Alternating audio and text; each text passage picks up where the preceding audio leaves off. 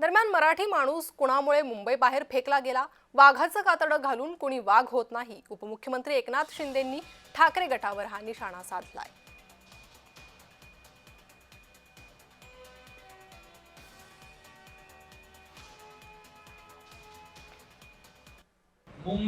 मुंबईच्या बाहेर जो फेकला गेला त्याला कारणीभूत कोण आहे याचा देखील विचार केला पाहिजे.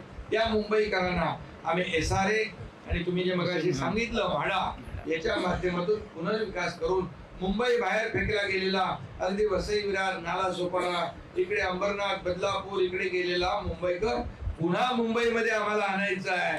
हे आमचं स्वप्न आहे, हे आमचं धोरण आहे, ही आमची भूमिका आहे.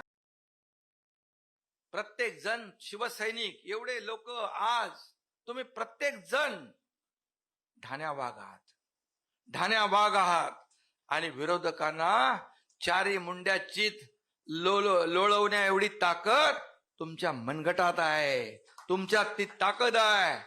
आणि वाघाचं कातड पांघरलेले लांडगे कधी वाघ होऊ शकत नाही. वाघ तुम्ही आहात.